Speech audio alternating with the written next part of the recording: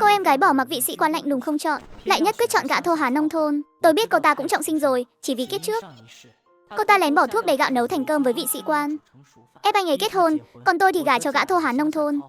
Tôi và chồng ở quê trồng trọt xây nhà máy, nhờ làn gió xuân cải cách mà trở thành người giàu nhất cả nước. Sau này mới phát hiện chồng tôi thực chất là con cháu nhà quyền quý, được nhận tổ quy tông. Thế là tôi trở thành phu nhân giàu sang quyền thế.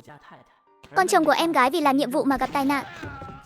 Hai người họ đã ly hôn, em gái trên đường về nhà thì gặp cướp. Rồi hẹo ngay giữa phố, vừa mở mắt ra, tôi phát hiện mình và em rể đang nằm cùng một giường. Tôi biết mọi thứ đã thay đổi rồi. Nguyên Nguyên à, giấy báo tùy quân đã gửi tới nơi rồi. Ngày mai phải xuất phát thôi, cố. Đoàn trưởng là người có tiền đồ lớn lao đấy. Con phải đối xử tốt với người ta. Dạ, con biết rồi. Mạnh Vũ Tình nhìn Mạnh Nguyên đang ngồi thong thả ở đó. Chị họ sắp trở thành phu nhân sĩ quan rồi. Thật là tốt số quá đi. Mạnh Nguyên nhìn Mạnh Vũ Tình với ánh mắt lạnh lẽo. Từ nửa tháng trước khi tỉnh dậy, bên cạnh Cố Vân Trưng, chị đã biết Mạnh Vũ Tình cũng trọng sinh rồi. Hơn nữa còn tráo đổi hôn nhân với mình. Chị đi tùy quân rồi phải cùng Cố đoàn trưởng Bách Niên dài lão. Hạnh phúc lâu bền nhé. Tên Cố Vân Trưng đó tính tình thất thường, lại còn thô lỗ cọc cằn. Sau này còn bị tàn phế nữa, để chắc chắn không có sai sót. Mình đã bỏ thuốc Cố Vân Trưng, anh ta chắc chắn sẽ nghĩ là Mạnh Nguyên làm chuyện đó. Phen này Cố Vân Trưng chắc chắn sẽ thù ghét Mạnh Nguyên đến tận xương tủy. Mạnh Nguyên gả qua đó thì cứ xác định là khổ đời. Cố đoàn trưởng tuổi trẻ tài cao, chị họ con đúng là người có phúc. Nguyên Nguyên à, con đi chuyến này không biết bao giờ mới quay lại. Dạo này tình hình đang căng thẳng, sau này chẳng biết chuyện gì sẽ xảy ra. Số kim điều mà cha con để lại ấy, hay là cứ lấy ra trước đi, để bác và bác gái giữ hộ cho con. Một đứa con gái mang theo nhiều tiền như vậy cũng không tiện. Mạnh Nguyên đương nhiên biết Tần Tú Lan đang toan tính điều gì. Kiếp trước người đàn bà này đã chiếm đoạt hết gia sản của cha cô. Sống lại một đời, cô sẽ không để họ tọa nguyện nữa. Chuyện này để sau hãy nói. Nếu trong nhà cần dùng tiền, tôi sẽ gửi một bức điện báo về ủy thác cho hai người đi rút là được mà. Ngân hàng chắc chắn sẽ không gây khó dễ. Tần Tú Lan nghe thấy lời này cũng không tiện nói gì thêm vì sợ cô nảy sinh nghi ngờ. Tiểu thư, bà chủ, anh Tề đến rồi ạ. Mạnh Nguyên nghe lời Vương mà nói thì ngước mắt nhìn lên. Đó là Tề Tuấn Sinh, chồng kiếp trước của cô. Mạnh Vũ Tình chủ động bước tới khoác lấy cánh tay Tề Tuấn Sinh.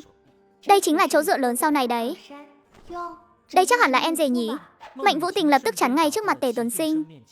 Cô ta đề phòng Mạnh Nguyên theo bản năng. Dù sao Mạnh Nguyên bẩm sinh đã có vẻ ngoài quyến rũ, kiếp trước còn là vợ chồng với Tề Tuấn Sinh. Anh Tuấn Sinh, qua đây ngồi đi. Tần Tú Lan nhìn thấy con cái mình vồn vã với gã thô hán này, thật sự là không thể hiểu nổi. Bà nhìn đống chuối nát và hai hộp đồ hộp mà Tề Tuấn Sinh mang tới, liền bĩu môi đầy khinh miệt. Tuấn Sinh mang nhiều đồ thế này chắc mệt lắm nhỉ. Mẹ nói gì thế à? Tề Tuấn Sinh này bây giờ nhìn thì có vẻ tầm thường, nhưng sau này là đại phú thương lẫy lừng cả nước, lại còn là con trai quan chức lớn, sau này tha hồ hưởng phúc. Còn về phần Mạnh Nguyên, chị cứ việc tận hưởng vẻ mặt lạnh lùng của Cố Vân Trưng đi. Ở cạnh một kẻ không lành lặn mà sống qua ngày. Anh Tuấn Sinh đối xử với em rất tốt. Chiếc vòng này em nói thích là anh ấy mua cho em ngay. Anh Tuấn Sinh hiện tại năng lực có hạn, nhưng có bao nhiêu tiền đều tiêu hết cho em. Sau này anh ấy thành đạt rồi, em còn sợ không có ngày tháng tốt đẹp sao? Chị thấy đúng không, chị họ? Trong lòng Mạnh Nguyên thầm mắng hai chữ đồ ngu. Hiện tại Mạnh Vũ Tình vồn vã với Tề Tuấn Sinh như vậy, chẳng qua là nhắm vào thân phận phú hào tương lai và là con trai út của quan chức lớn, nhưng cô ta đã quên rằng Tề Tuấn Sinh bây giờ chẳng qua cũng chỉ là một gã trai quê nghèo rất mồng tơi, một tiểu thư nhà giàu đối với một tên trai nghèo. Nếu ngay từ đầu đã quá vồ vập, chỉ càng làm thói hư tật xấu của hắn trỗi dậy, khiến hắn chẳng biết mình là ai. Cô ta tưởng Tề Tuấn Sinh tự lực cánh sinh mà giàu lên chắc. Không có tôi, hắn chẳng là cái thá gì cả. Ánh mắt của Tề Tuấn Sinh vẫn luôn dõi theo Mạnh Nguyên. Bóng lưng khi cô ấy lên lầu, không ai nói rõ với hắn rằng có một tiểu thư thành phố đích thân chọn gả cho hắn, khiến hắn mừng rỡ khôn xiết. Dù là con gái nhà tư bản, nhưng nhà cô ấy giàu lại còn xinh đẹp, hắn sao có thể không cưới. Nào ngờ cô ấy còn có một người chị họ xinh đẹp hơn. Nếu đổi được thì tốt biết mấy. Mạnh Nguyên sau khi khóa cửa phòng liền tập trung tinh thần. Không gian quen thuộc hiện ra. Kiếp trước em gái gả cho quân nhân, còn tôi gả cho thô hán nhà quê, được sống lại một đời. Lần này em gái chọn gã thô hán, còn tôi mang theo vật tư không gian gả cho đoàn trưởng. Mạnh Nguyên nhìn đống vật tư chất đầy trước mặt, cảm thấy vô cùng an tâm. Bên trong có lương thực, dầu, rau củ quả, không thiếu thứ gì. Trước khi tùy quân phải mang hết đồ đạc trong nhà đi mới được, tuyệt đối không thể để lại cho gia đình họ một chút tài sản nào. Lúc này bên ngoài vọng lại tiếng Nguyên Nguyên. Cháu xuống đây đi, chắc là bác Mạnh Hoài Sinh đã về. Mạnh Nguyên thản nhiên đi ra phòng khách. Nguyên, sáng mai em gái cháu và cậu ta đi chụp ảnh cưới. Họ đã hẹn giờ rồi. Ngày mai bác và bác dâu không thể tiễn cháu ra tàu hỏa được. Mạnh Nguyên nghe xong chỉ muốn cười. Mạnh Vũ Tình này đúng là vội vàng thật đấy. Cứ như sợ Tề Tuấn Sinh chạy mất không bằng. Nhưng họ đi cũng tốt. Cô còn mong chẳng được ấy chứ. Đợi lúc Mạnh Hoài Sinh và Tần Tú Lan quay về, cô sẽ có một món quà lớn dành tặng họ. Bác dâu nói gì vậy chứ? Em gái lấy chồng là chuyện đại sự, không cần lo cho cháu. Mạnh Vũ Tình nhìn dáng vẻ hờ hững của Mạnh Nguyên thì bực bội quay mặt đi. Chắc không nghĩ mình sắp thành phu nhân quân đội. Là đi hưởng phúc đấy chứ. Đợi đến lúc gặp Cố Vân Trưng, thấy được sự lạnh lùng vô tình của người đàn ông đó, sau này còn nhiều khổ cực lắm. Hơn nữa, người đàn ông đó còn không đứng dậy nổi. Gả qua đó cũng chỉ là sống như góa phụ. Nghĩ đến việc sau này Mạnh Nguyên phải chịu đựng vẻ mặt lạnh lùng của Cố Vân Trưng, lại còn phải hầu hạ một tên tàn phế, bị liên lụy cả đời, trong lòng bà ta liền cảm thấy vô cùng hả dạ. Ngày mai ông hãy đưa tiểu thư ra ga tàu hỏa, đừng có chần chừ dọc đường nhé. Được thôi. Thưa ông, việc tùy quan là chuyện lớn. Nếu Mạnh Nguyên đột nhiên đổi ý thì thật khó. Họ sẽ không biết phải ăn nói thế nào. Đợi con nhỏ đó đi thật rồi thì tài sản nhà họ Mạnh đều sẽ thuộc về họ. Nghĩ thôi đã thấy sướng. Chiều hôm đó, Mạnh Vũ Tình vội vã muốn kết hôn với Tề Tuấn Sinh. Mạnh Hoài Sinh và Tần Tú Lan liền đưa cô ta đi mua sắm sính lễ. Mạnh Nguyên nhân cơ hội đó đi thẳng đến ngân hàng, đem số tài sản của cha cô, là một hộp kim điều nhỏ đứng tên cô, lấy tất cả ra ngoài. Mạnh tiểu thư, lấy nhiều tiền như vậy là định đi xa sao? Vâng, tôi đi tìm chồng mình đây. Ra khỏi ngân hàng, Mạnh Nguyên lại đến bưu điện, đem lá thư đã viết sẵn gửi cho người cha vẫn đang bị hạ phóng của mình. Đợi cô đi rồi, Mạnh Hoài Sinh và Tần Tú Lan hết tiền, chắc chắn sẽ tìm cha cô than nghèo kề khổ. Dưới tên cha cô vẫn còn vài nhà xưởng, lỡ ông ấy mùi lòng mà đưa cho họ thì không hay. Đợi sau này có cơ hội sẽ giúp cha bình phản, sẽ không bao giờ để bi kịch kiếp trước lặp lại, để ông ấy phải đơn độc đăng xuất nơi chuồng bò ở nông thôn, tại một quân khu phía Bắc. Vân Trưng, nhiệm vụ lần này ít nhất cũng phải nửa tháng. Cậu không có việc gì quan trọng chứ? Không phải cậu sắp kết hôn với vị tiểu thư tư bản kia sao? Khi nào người ta đến? Cố Vân Trưng đứng trước bàn làm việc của sư trưởng, bộ quân phục chỉnh tề tôn lên bờ vai rộng, tấm lưng thẳng tắp. Anh mím chặt môi, đôi mày lạnh lùng sâu thẳm hiện lên vài phần chán ghét. Người phụ nữ tâm cơ thâm sâu, không từ thủ đoạn đó. Nếu không phải do cha mình yêu cầu, sao anh có thể cưới cô ta chứ? Không rõ. Giấy thông báo tùy quân anh đã gửi về rồi. Người phụ nữ đó cũng chẳng thèm gọi điện cho anh. Còn chuyện khi nào đến, anh cũng không rõ. Vân Trưng à, để tôi nói cậu thế nào đây? Tuy cậu có hiếu, nhưng cũng phải nghĩ cho tiền đồ của mình chứ. Tình hình hiện tại như thế nào, cậu không phải không rõ. Mê mơn, nhà họ Mạnh có ơn với nhà họ Cố. Cha của Mạnh Nguyên từng cứu mạng cha của cậu ấy, ơn cứu mạng lớn hơn trời. Giờ đây nhà họ Mạnh gặp khó khăn, cha cậu ấy đã mở lời muốn báo ơn, bảo cậu ấy nhất định phải cưới Mạnh Nguyên. Cậu ấy không có lý do gì để từ chối. Còn về tiền đồ, là đàn ông thì tiền đồ phải tự mình nỗ lực, tự mình giành lấy, chẳng liên quan gì đến phụ nữ. Chỉ là anh ấy thực sự không thích người phụ nữ đó, anh ấy đã đồng ý sẽ kết hôn với cô ta.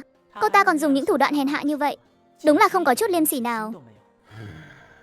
Được rồi, ngày mai cậu hãy dẫn đội xuất phát thực hiện nhiệm vụ đi. Chú ý an toàn. Thủ trưởng yên tâm, bảo đảm hoàn thành nhiệm vụ. Ngày hôm sau, Vương Ma chuẩn bị tiễn Mạnh Nguyên đi ra ga tàu. Vương Ma, bà ra góc phố mua giúp cháu hộp bánh đậu xanh nhé. Cháu muốn mang theo ăn dọc đường. Ánh mắt Vương Ma đầy vẻ không nỡ và xót xa cho Mạnh Nguyên. Đại tiểu thư phải gả đi nơi xa xôi như vậy, còn không biết bao giờ mới có thể quay về. Tiểu thư thích món này, bà đi mua ngay đây. Đợi Vương Ma đi khỏi, Mạnh Nguyên lập tức quay vào nhà, kích hoạt không gian, tủ, bàn, bất cứ thứ gì mang đi được cô đều thu sạch. Một cọng lông cũng không để lại cho Mạnh Hoài Sinh và Tần Tú Lan. Hai vợ chồng bao năm nay dựa vào cha tôi nuôi dưỡng, sống cuộc đời vinh hoa phú quý. Lúc cha tôi bị hạ phóng, các người chẳng hề hấn gì, còn tiếp tục hưởng thụ tài sản của nhà tôi. Cuối cùng còn ngăn cản cha tôi được bình phản. Đúng là lũ lòng lang dạ thú, để lại cho các người một cây kim. Cũng là có lỗi với cha ruột mình. 10 phút sau, Mạnh Nguyên hài lòng rời khỏi căn nhà trống rỗng. Vừa vặn gặp lại Vương Ma mới về. Vương Ma, thời gian cũng sắp đến rồi, chúng ta ra ga tàu thôi. Viền mắt Vương Ma bỗng đỏ hoe. Bà đã làm giúp việc cho nhà họ Mạnh hơn 10 năm. Nhìn tiểu thư sắp phải đi nơi xa xôi như vậy, lại còn gả cho một người đàn ông chỉ mới gặp một lần, không tránh khỏi quyến luyến, nhưng cũng chẳng còn cách nào. Tiểu thư làm vậy là để giữ mạng Vương Ma ạ. Những thứ này bà hãy cầm lấy đi. Bác dâu tôi không phải người dễ chung sống đâu. Bao năm nay vất vả cho bà rồi, tôi đi đây. Nếu bà ta có bắt nạt bà cứ nghỉ việc rồi về quê đi. Hoặc là bà đến Diệp Thành tìm tôi, cô ấy dọn sạch nhà họ Mạnh rồi. Sau này Tần Tú Lan còn chẳng trả nổi tiền công cho Vương Ma. Cô phải để lại đường lui cho bà, cái này tôi không thể nhận. Mạnh Nguyên ép vào tay Vương Ma, không cho bà từ chối. Vương Ma tiễn Mạnh Nguyên lên tàu hỏa vỏ xanh. Bà vẫy tay chào tạm biệt trong sự luyến tiếc. 2 tiếng sau khi Mạnh Nguyên rời đi, gia đình 4 người Mạnh Hoài Sinh và Tần Tú Lan về đến. Tôi thật sự không hiểu nổi con gái mình nghĩ gì. Cái chốn nông thôn đó tuy không quá hẻo lánh, nhưng quá nghèo. Thằng Tề Tuấn Sinh đó trên có 3 chị gái, dưới còn có 2 em trai. Cả một gia đình lớn chỉ dựa vào làm ruộng mà sống. Nó không phải đang tự rước khổ vào thân sao? Lúc chụp ảnh vừa rồi, ông xem bộ dạng chưa thấy sự đời của nó kìa. Đến máy ảnh còn chẳng biết, tôi thấy mất mặt quá. Con gái nói nó biết nhìn người, bảo chúng ta hãy tin nó. Nó là Tề Tuấn Sinh sau này sẽ có tiền đồ lớn. Đây là những lời mà Mạnh Vũ Tình đã khẳng định chắc nịch với Mạnh Hoài Sinh và Tần Tú Lan. Họ vốn nghi ngờ đầu óc nó có vấn đề, nhưng Mạnh Vũ Tình nói rất có căn cứ. Nó kiên quyết muốn gả cho gã trai quê đó. Họ cũng chẳng còn cách nào. Tần Tú Lan vừa lầm bầm chửi rủa vừa về đến nhà, lập tức đứng hình, cả căn nhà trống hoắc ngoại trừ tường chịu lực, mấy cái tủ đóng chết và cầu thang ra, thì mọi thứ khác đều biến mất. Hoài Sinh, nhà mình bị trộm viếng thăm rồi sao? Tần Tú Lan hớt hải chạy lên lầu. Một lát sau liền vừa khóc vừa chạy xuống. Hoài Sinh, quần áo của tôi, trang sức đều mất sạch rồi, còn cả đồ cổ trong nhà nữa. Mấy bình rượu quý ông sưu tập cũng bay màu sạch rồi. Cái quân trộm cướp trời đánh, không để lại một thứ gì. Nó dọn sạch sành xanh nhà mình rồi. Trời ơi, sau này biết phải làm sao đây? Tôi sống sao nổi đây? Đừng có gào nữa. Trộm nào mà dọn sạch thế được? Vương Ma đâu? Gọi Vương Ma ra đây. Hôm nay chỉ có bà ta với con nhóc Mạnh Nguyên đó ở nhà, để xem bà ta giải thích thế nào. Chuyện này chắc chắn là do con khốn Mạnh Nguyên đó làm. Nó đi một mình không được sao? Lại còn dọn sạch cả cái nhà này. Vương Ma chết tiệt đó cũng không biết đi đâu rồi. Tôi phải lột ra nó mới được. Trước khi Mạnh Nguyên bỏ trốn, cô đã dọn hết đồ đạc trong nhà vào không gian. Gia đình cô em họ quay về thấy cảnh tượng trong nhà thì ngơ ngác. Đồ đạc nhà mình đâu rồi? Sao đến cả ghế sofa cũng biến mất thế này? Lúc này Vương Ma xách một túi thức ăn về, vừa ló mặt ra đã bị Tần Tú Lan túm chặt cánh tay. Tôi hỏi bà, đồ đạc trong nhà đâu hết rồi? Có phải Mạnh Nguyên cho người dọn đi rồi không? Không có mà. Tiểu thư sáng sớm đã bắt tàu rời khỏi Hộ Thành. Cô ấy chỉ mang theo một túi du lịch thôi. Thế đồ đạc trong nhà đâu? Chẳng lẽ nó mọc cánh bay mất rồi à? Tần Tú Lan túm chặt lấy Vương Ma. Hôm nay ở nhà chỉ có Vương Ma và Mạnh Nguyên. Nếu không phải 2 người họ làm thì còn có thể là ai? Mạnh Hoài Sinh gọi công an tới. Công an đến cũng không hiểu chuyện gì. Trong thời gian ngắn như vậy, không có xe lớn ra vào, nhà họ Mạnh bỗng nhiên trở thành một cái vỏ rỗng. Công an nói sẽ đi điều tra, nhưng có tra ra được không thì họ không dám bảo đảm. Đứng trong căn nhà trống rỗng, Tần Tú Lan lại gào khóc nức nở. Mẹ đừng khóc nữa, có con và Tuấn Sinh ở đây rồi. Mấy thứ này mất rồi thì thôi, sau này Tuấn Sinh thành đạt rồi, tụi con sẽ mua cho mẹ cái tốt hơn. Chồng cô ta sau này sẽ là thương nhân giàu có nhất nhì cả nước, sẽ giàu hơn nhà họ Mạnh bây giờ nhiều. Con để tâm mấy thứ này sao? Chỉ dựa vào anh ta mà cũng làm được sao? Tề Tuấn Sinh thấy nhà họ Mạnh bị dọn sạch, không để lại bất cứ thứ gì đáng giá. Anh ta vừa kinh ngạc vừa thấy khó chịu trong lòng. Anh ta vừa mới làm con rể nhà họ Mạnh, còn chưa vơ vét được chút lợi lộc nào, thì nhà này đã bị vét sạch sành xanh. Không biết đã làm giàu cho tên trộm nào rồi. Đó toàn là vàng bạc thật cả đấy. Tề Tuấn Sinh thấy đau lòng vô cùng, nhưng nhà họ Mạnh ở Hộ Thành trước đây vốn mở xưởng lớn. Dù cho căn nhà này bị dọn sạch thì chắc vẫn còn tài sản khác. Tiền gửi ngân hàng chắc chắn không hề ít. Vũ Tình nói đúng. Mẹ cứ yên tâm, giờ con và Vũ Tình đã kết hôn rồi. Chắc chắn con sẽ đổi đãi tốt với cô ấy. Sau này con sẽ nỗ lực kiếm thật nhiều tiền để hiếu kính 2 người. Mình chính là người trọng sinh mà.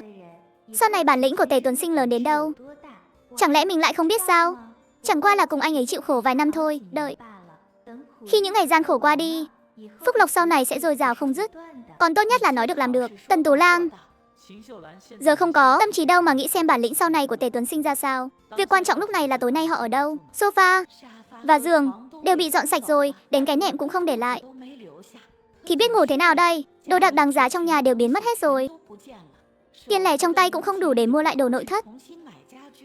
Mạnh Hoài Sinh lập tức đưa Tần Tú Lan đến ngân hàng. Ngoài kim điều ra, trong ngân hàng vẫn còn tiền tiết kiệm trước khi cha của Mạnh Nguyên bị hạ phóng, để nhờ họ chăm sóc cho cô. Ông đã bàn bạc kỹ với ngân hàng, họ có thể đến rút một khoản tiền cố định hàng tháng để làm chi phí sinh hoạt. Thật xin lỗi, tài khoản của ông Mạnh, số tiền bên trong hôm qua tiểu thư Mạnh Nguyên đã rút hết toàn bộ rồi ạ. Chẳng phải nói mỗi tháng chỉ được rút định mức 300 tệ thôi sao? Dựa vào cái gì mà nó được rút sạch chứ? Ngân hàng các người làm ăn kiểu gì thế hả? Đó là tiền của nhà chúng tôi, các người lại để người ta lấy đi hết sạch. Tôi sẽ báo công an bắt các người. Tiểu thư Mạnh Nguyên là con gái độc nhất của ông Mạnh. Dĩ nhiên có quyền rút hết toàn bộ. Bà muốn báo công an thì cứ báo đi ạ. Tân Tú Lan nghe vậy thì lập tức im bặt. Mạnh Hoài Sinh chỉ thấy huyết áp mình tăng vọt. Tôi đem tất cả đồ đạc đáng giá trong nhà chuyển hết vào không gian. Một mình bắt tàu hỏa đi tìm vị hôn phu đoàn trưởng của mình. Lúc này trong toa tàu có một nam một nữ đi vào. Này, tôi tìm thấy chỗ ngồi rồi. Người phụ nữ đó cầm vé tàu, liếc nhìn Mạnh Nguyên, rồi lại nhìn sang người chị và đứa trẻ phía đối diện, trao cho người đàn ông một ánh mắt ra hiệu. Chào đồng chí, đối tượng của tôi ở giường tầng giữa này. Cô thấy mình đi lại thuận tiện thì đổi chỗ với cô ấy đi. Không phải là bàn bạc, càng không phải là thỉnh cầu mà là một giọng điệu đầy hống hách. Tôi sợ độ cao, và lại anh ấy đã cất công mua vé giường dưới cho tôi rồi. Tại sao phải đổi chứ đồng chí? Cô xem, cũng có cao lắm đâu, đổi đi mà. Cũng chẳng tốn sức gì, tôi đã nói là tôi sợ độ cao rồi. Thấy Mạnh Nguyên khó thương lượng, hắn ta lại chuyển mục tiêu sang phía đối diện. Chị ơi, hay là chị đổi chỗ với đối tượng của tôi đi. Cô ấy là con gái, leo lên leo xuống không tiện chút nào. Xin lỗi nhé, tôi còn đang dắt theo con nhỏ đây. Con của chị cũng đâu có nhỏ lắm đâu.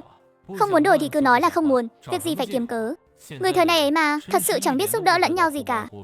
Ích kỷ hết chỗ nói. Mạnh Nguyên nhìn gã đàn ông đang nói chuyện, ánh mắt hơi trầm xuống. Anh ơi, người ta không muốn nằm giường tầng giữa đâu. Chỗ đó không gian nhỏ quá, sẽ làm em thấy chật chội mất. Tôi nói cô đổi một chút thì đã sao, nhìn cách cô mặc đồ. Chắc là cán bộ đúng không? Đã là cán bộ thì càng nên phục vụ nhân dân chứ. Hắn vừa nói vừa cầm đồ đạc của người phụ nữ để lên phía trên giường dưới. Chị kia bỗng chốc lúng túng không biết làm sao. Đối tượng của anh bị khuyết tật à? Hả? Không phải. Gã đàn ông bị khí thế của cô làm cho khiếp sợ, ngần người trả lời là không phải khuyết tật. Vậy tại sao phải đổi? Cán bộ phục vụ nhân dân chứ không phải phục vụ hạng người ngang ngược. Người ta dẫn theo con nhỏ, anh lại cứ ép người ta phải đổi chỗ. Có biết nhục không hả? Anh tưởng đây là nhà mình chắc. Ai cũng phải nhường anh à? Cô vừa dứt lời, người phụ nữ kia liền rơi nước mắt, vẻ mặt đầy ấm ức, cứ như thể chính mình bị bắt nạt vậy. Mẹ kiếp, cô lo chuyện bao đồng làm cái gì? Tiếng ồn ào thu hút nhiều hành khách đứng xem. Mạnh Nguyên lạnh lùng nhìn gã đàn ông như đang lên cơn điên trước mặt. Chỉ thấy ngón tay đang chỉ vào mình kia vô cùng chướng mắt, cực kỳ muốn bẻ gãy nó. Cô vừa định ra tay, chị gái đối diện lại chắn trước mặt cô.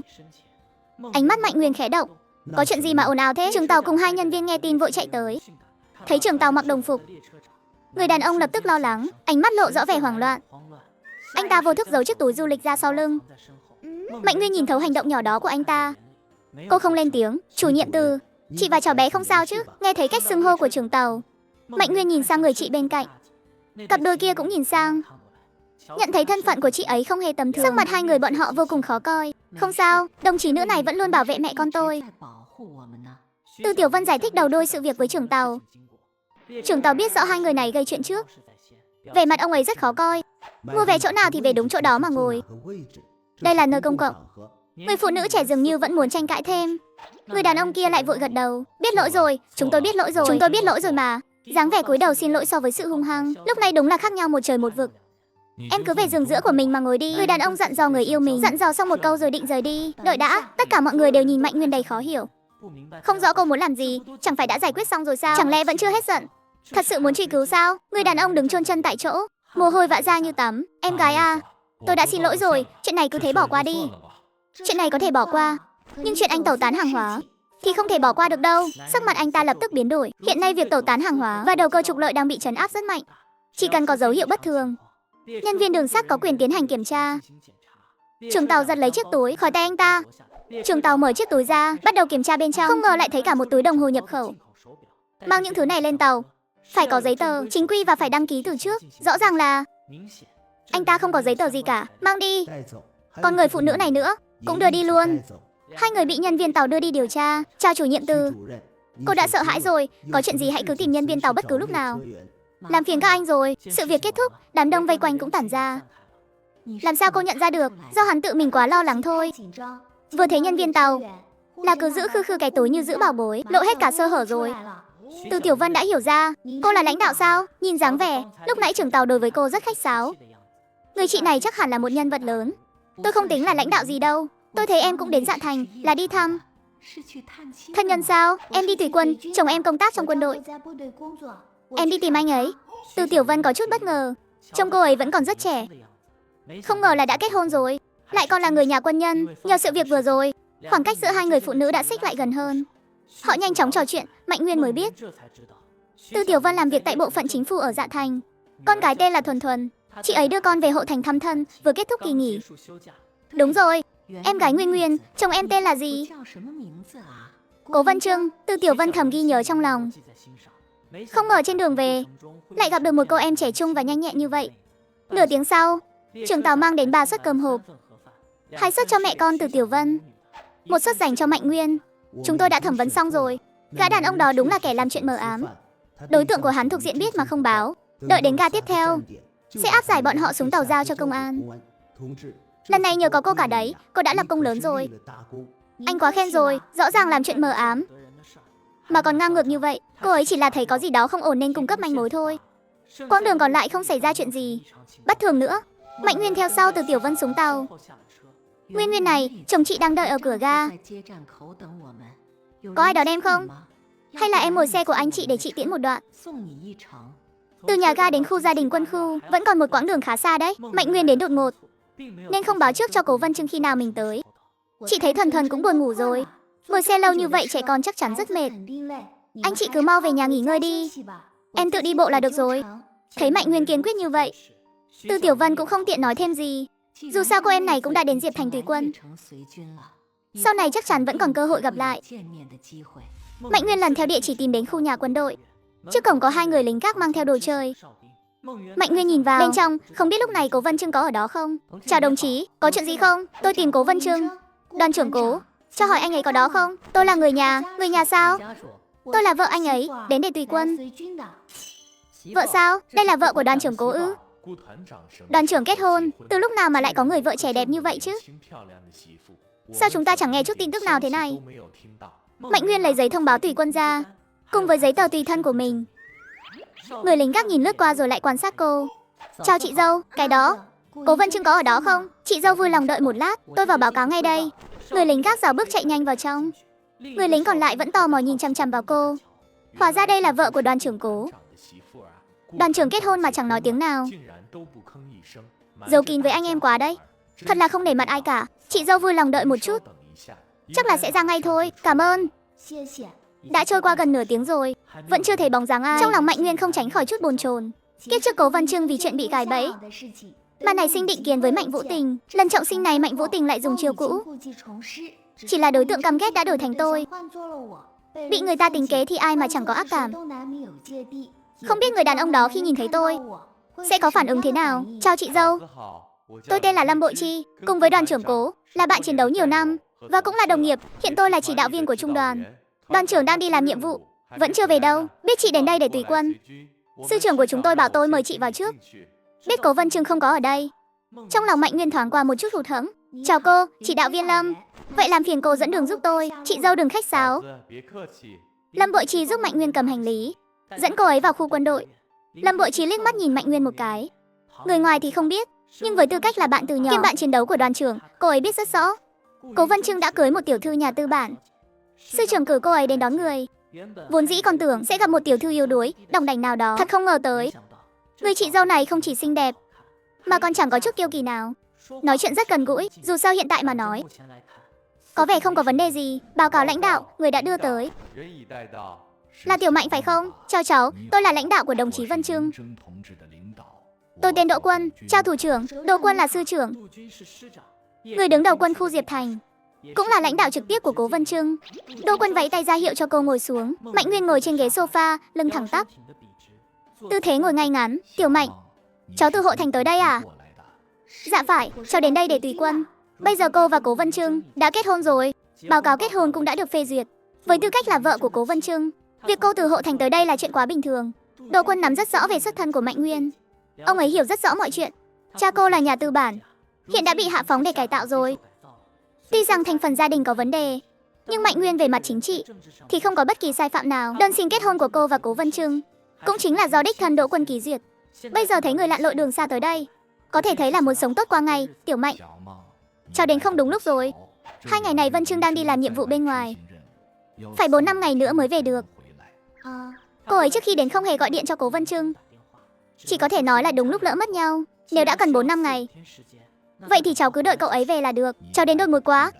Nhà ở khu gia đình cần Vân Trưng tự mình viết đơn xin. 2 ngày này cháu xem mình ở nhà khách, hay là để người ta đưa cháu đến Bạch Thành. Nhà bố mẹ Vân Trưng, quê quán của Cố Vân Trưng ở Bạch Thành, cách Diệt Thành rất gần. Lái xe chỉ mất khoảng 2 tiếng. Hiện tại bố mẹ của Cố Vân Trưng đều ở Bạch Thành. Cháu và Vân Trưng kết hôn vội vàng, vẫn chưa chính thức đến thăm người lớn trong nhà. Để một mình cháu qua đó thì không tiện lắm. Đây là sự thật. Đỗ Quân cũng biết tình hình của cô ấy và Cố Vân Trưng. Một nàng dâu mới về nhà mà không có chồng đi cùng khi về nhà chồng, mặt mũi của thực là không được hay cho lắm. Vậy thì tạm thời cứ ở lại nhà khách quân đội của chúng ta đi. Lâm Bội Chi, cô đưa Tiểu Mạnh đến nhà khách, sắp xếp cho cô ấy ở lại, rồi bảo người mang một suất cơm tối qua đó. Rõ. Sau khi Mạnh Nguyên và Lâm Bội Chi đi không lâu, chuông điện thoại trong văn phòng vang lên. Là Cố Vân Trưng gọi từ ngoại tỉnh về. Anh đi ngoại tỉnh thực hiện nhiệm vụ bắt giữ, do lực lượng vũ trang địa phương và công an hỗ trợ. Lúc nãy khi lính gác vào báo, Đỗ Quân đã gọi điện cho cục công an ngoại tỉnh. Cố Vân Trưng không có ở đó, giờ mới gọi lại. Thủ trưởng, ngài tìm tôi. Cậu mà gọi lại sớm hơn 20 phút. Là đã nói chuyện được với Tiểu Mạnh rồi. Hem, cô ấy đến rồi sao? Nhắc đến Mạnh Nguyên, Cố Vân Trưng không kìm được mà nhớ lại chuyện mình bị đánh thuốc. Cô ấy vội vàng muốn trói buộc quan hệ với mình như vậy, bây giờ lại không đánh tiếng một lời nào. Đã vội vã từ Hộ Thành tìm đến đây. Mục đích là gì anh hiểu rất rõ. Hôm nay mới đến. Tôi đã bảo Bội Chi sắp xếp cho cô ấy ở nhà khách rồi. Đợi cậu về, rồi hãy tính xem là cho cô ấy ở khu gia đình, hay là đưa đến Bạch Thành. Cố Vân Trưng đứng bên điện thoại, ánh mắt trầm xuống. Một người phụ nữ không từ thủ đoạn như cô ta, anh là tuyệt đối sẽ không để cô ta đến Bạch Thành sống cùng bố mẹ đâu. Chẳng biết cô ta sẽ gây ra rắc rối gì nữa. Cứ để cô ta ở ngay trước mắt, tự mình canh chừng thì hơn. Cha của Mạnh Nguyên từng có ơn với nhà họ Cố. Anh có thể cưới cô ấy coi như báo đáp, để bảo vệ an toàn cho cô ấy, nhưng không có nghĩa là anh sẽ dung túng mọi chuyện. Tôi rõ rồi. Cảm ơn thủ trưởng. Vất vả cho thủ trưởng quá, ngài nhớ chú ý an toàn. Sớm hoàn thành nhiệm vụ rồi về. Đỗ Quân nghe Cố Vân Trưng nói lời khách sáo, vẫn chưa nhận ra sự bất thường của cấp dưới. Cúp điện thoại, Cố Vân Trưng khẽ nhíu mày. Biết Mạnh Nguyên đã đến, anh khó tránh khỏi bất an. Anh đã từng nếm trải tâm cơ của người phụ nữ đó rồi. Xem ra anh phải nhanh chóng hoàn thành nhiệm vụ, để sớm trở về Dạ Thành thôi. Mạnh Nguyên ở nhà khách vừa ăn bánh bao, vừa suy tính chuyện tương lai. Theo lý mà nói, mình đã trọng sinh trở lại, cứ trốn trong không gian, vật tư đủ đầy, ăn uống không thiếu, đủ để mình sống sung sướng 3 đời rồi. Chỉ là mình và Cố Vân Trưng đã bị ràng buộc quan hệ. Báo cáo kết hôn đã nộp, mình bắt buộc phải lộ diện. Huống hồ còn phải giúp cha minh oan nữa. Nghĩ đến Cố Vân Trưng, Mạnh Nguyên không khỏi thẫn thờ. Sáng hôm đó tại nhà cũ họ Mạnh, Cố Vân Trưng với gương mặt lạnh lùng bỏ đi đều là vì đống rắc rối Mạnh Vũ Tình gây ra. Giờ mình lại phải đi dọn bãi chiến trường này. Khi thu thập tin tức, có nghe nói Cố Vân Trưng tính tình không tốt lắm. Mạnh Vũ Tình sau khi kết hôn không ít lần phàn nàn, tên đó chắc không có khuynh hướng tác động vật lý chứ. Vẫn nên chuẩn bị ít đồ chơi phòng thân. Nếu Cố Vân Trưng mà bạo lực thật, thì cùng lắm là chiến thôi. Lúc này tiếng gõ cửa vang lên. Mở cửa phòng ra, bên ngoài là một cô gái trẻ. Chị là Mạnh Nguyên à? Mạnh Nguyên nhìn cô gái trẻ này, đường nét có vài phần giống người nào đó. Vào đi. Là Cố Vân Trưng bảo cô đến à? Chị cũng thông minh đấy. Anh trai tôi đã gọi điện cho tôi, nói chị đã đến Dạ Thành và bảo tôi chị ở đây, bảo tôi mang ít đồ dùng hàng ngày qua cho chị. Mạnh Nguyên khẽ nhướng mày, ánh mắt dừng lại trên chiếc túi giấy đó. Ý của Cố Vân Trưng sao? Người đàn ông này tâm tư cũng khá chu đáo đấy chứ. Mạnh Nguyên có ấn tượng tốt hơn về anh ta được đôi chút. Anh tôi nói rồi, anh ấy phải đợi vài ngày nữa mới về được. Nói là chị mới đến Dạ Thành, bảo chị cứ yên ổn ở lại nhà khách, đừng có chạy lung tung, tránh rước thêm phiền phức. Anh ấy sẽ không chịu trách nhiệm dọn dẹp đâu. Rước thêm phiền phức? Hừ. Người đàn ông đó nghĩ mình là tiểu thư nhà tư bản, sợ nhỡ đâu ra ngoài lỡ lời, sẽ gây ra điều tiếng cho anh ta chứ gì. Chút ấn tượng vừa mới tốt lên lại tan thành mây khói. Dù sự thật là thân phận của anh ta rất nhạy cảm, nhưng cô không thích bị người khác ra lệnh và sắp đặt. Cố Tiểu Vi khoanh hai tay trước ngực, đường đường chỉnh chỉnh quan sát Mạnh Nguyên, nhìn cô từ đầu đến chân, rồi lại từ chân lên đầu. Tôi biết người chị dâu mới này là người như thế nào rồi. Cha sắp xếp cho anh cả kết hôn với người phụ nữ này, trong nhà đã gây ra một cơn sóng gió lớn. Người phụ nữ này trông có vẻ mong manh, y hệt phong thái của mấy cô tiểu thư tư bản tôi từng thấy, nhưng đúng là xinh đẹp thật. Chị thơm thật đấy, mê mông. Người chị dâu này tuy xuất thân có vấn đề, không xứng với anh cả của mình, nhưng diện mạo này thì tôi thích. Dù sao thì ít nhất hiện tại nhìn qua, không có vẻ xa hoa hay kiêu kỳ đáng ghét như mấy tiểu thư tư bản kia. Chị và anh cả tôi đã gặp nhau rồi chứ? Mạnh Nguyên nhìn cái điệu bộ của cô tiểu thư này như thể đang muốn thẩm vấn mình. Gặp rồi, ở Hộ Thành, chỉ gặp đúng lần đó. Sao em nhớ lần trước khi anh cả từ Hộ Thành trở về, vẻ mặt cực kỳ khó coi. Lúc gọi điện thoại cho cha, hai người còn cãi nhau một trận. Chẳng lẽ là vì người phụ nữ này sao? Chị có hiểu anh cả tôi không? Mạnh Nguyên không hiểu Cố Tiểu Vi có ý gì. Cô không hiểu rõ về Cố Vân Trưng cho lắm. Ngoại trừ một vài thông tin cơ bản ra, thì chính là cái kết của anh ta ở kiếp trước. Thật là một người con em nhà binh đầy gian khổ. 17 tuổi nhập ngũ, năm kia vừa được thăng chức đoàn trưởng, cũng là đoàn trưởng trẻ tuổi nhất trong toàn quân khu. Anh trai tôi 17 tuổi đã vào đại đội tân binh. Trong 2 năm đã lập 3 lần chiến công hạng nhì. 23 tuổi làm đại đội trưởng. Sau đó lại đi học nâng cao ở trường quân đội. Những năm qua anh ấy đã lần lượt thực hiện hàng trăm nhiệm vụ, còn tham gia nhiều lần bao vây, xử lý đặc vụ, không biết đã chịu bao nhiêu vết thương. Anh ấy có thể lên chức đoàn trưởng, đó là đánh đổi bằng nửa mạng sống và đầy mình quân công. Khi Cố Tiểu Vi nhắc đến Cố Vân Trưng, trong lời lẽ tràn đầy vẻ kiêu hãnh và tự hào. Hiện giờ cô đã kết hôn với anh tôi rồi, trở thành con dâu nhà họ Cố chúng tôi. Bất kể xuất thân của cô như thế nào, nhà họ Cố chúng tôi vẫn sẽ bảo vệ cô. Nhưng cô phải biết rõ vị trí của mình, tuyệt đối đừng làm ra chuyện gì ảnh hưởng đến tiền đồ của anh trai tôi. Nếu không nhà họ Cố sẽ không khách sáo với cô đâu. Ai dạy cô những lời này? Mẹ tôi đó.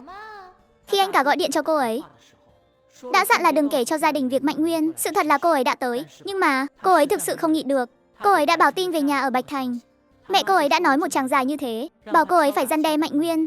Cố Tiểu Vi cũng thấy khó xử. Cô ấy chưa từng dằn mặt ai, cũng chẳng biết mắng người, đành đem lời của mẹ ra truyền đạt lại không sót chữ nào. Cô cứ yên tâm, tôi biết cái gì nên làm, cái gì không nên làm. Dù sao cũng là cha mình mở miệng. Nhờ nhà họ Cố che chở, hiện giờ tình thế biến động. Tôi đang mang danh là tiểu thư nhà tư bản. Nếu còn cố tình gây chuyện thị phi, đắc tội với người nhà họ Cố thì đúng là tự chuốc khổ. Hơn nữa còn làm mất mặt cha mình. Mạnh Nguyên không bao giờ làm chuyện ngu ngốc đó. Thế còn nghe được. Được rồi, cô nghỉ ngơi đi. Cô ấy vừa mở cửa phòng định rời đi. Mê mông bên ngoài, Lâm Bội Chi đang đứng đó, bàn tay đang giơ lên khựng lại giữa không trung. Sao chị lại tới đây?